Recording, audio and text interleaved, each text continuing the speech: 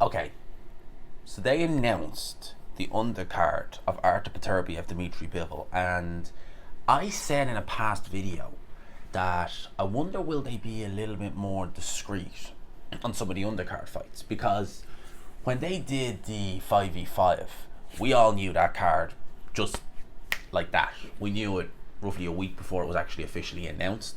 Whereas this one, it just kind of came, boom, there you go. It was a bit of a surprise. So I don't have any. So obviously, I'm recording on my main phone.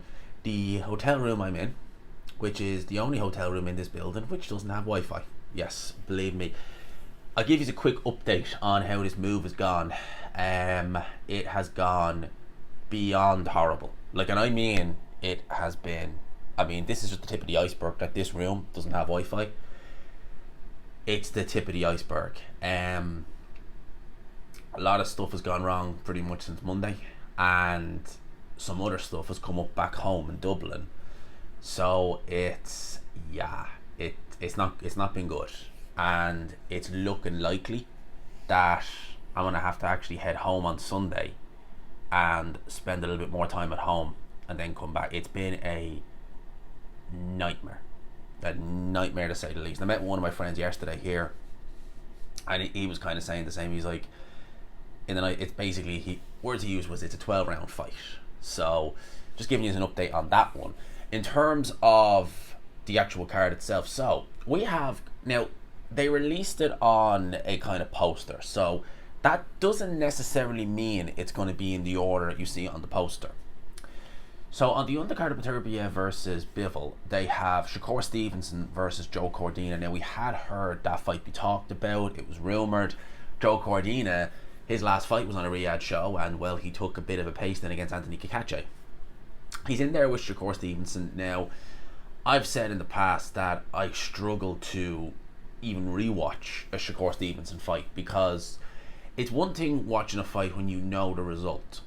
But if it's exciting, if it's good, or if you're talking about a fighter who just, even if it's a 12-round decision, you know he's talented, you know it's going to be entertaining, you know it's going to be fun, I don't mind watching it.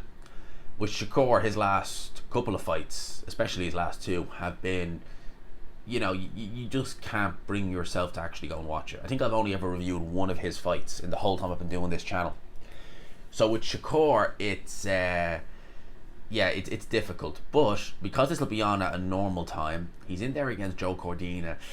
I'm hoping that this could be somewhat decent. Now, what I will say is that Joe Cordina, his last fight was at 130 pounds. He lost his IBF title. He's going up to 135 pounds, going straight in with Shakur Stevenson. I mean, there you go. So that's probably not gonna. I wouldn't imagine he's gonna take a beating, but he's definitely will be picking him to win this fight.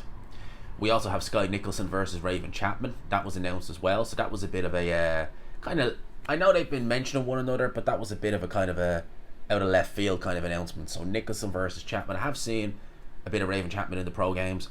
Again, haven't seen much of Sky Nicholson, so I'll have to hold off on giving a pick on that one. Chris Eubank Jr. versus, I think it's Kareem Sarameda. I think he's the guy who fought Jaime Munguia and Triple G. He is Eubank Jr.'s comeback opponent. So Eubank Jr., by the time this fight goes on, will have been out of the ring for well over a year. And at this point now, you're just kind of like, what? He's making money on these Riyadh shows. He'll make a lot of money for this fight, and you would make him favourite. Given Sarameda is not a big puncher, every time he stepped up, he's lost, and he's taken some bad beatings. Like that Triple G loss and the Munguia loss, they weren't just losses; they were beatings he took. So he took some shellackings in those fights. In terms of Eubank, again, we don't really know what we're going to get, and like, what is the purpose of this comeback? What's the comeback? What is he doing? He's in his mid-30s now.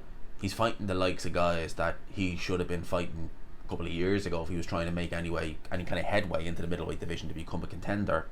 And yeah, that is Chris Eubank Jr. We do have Fabio Wardley versus Fraser Clark. That rematch is confirmed. I would imagine that's going to be co-main event. I would imagine.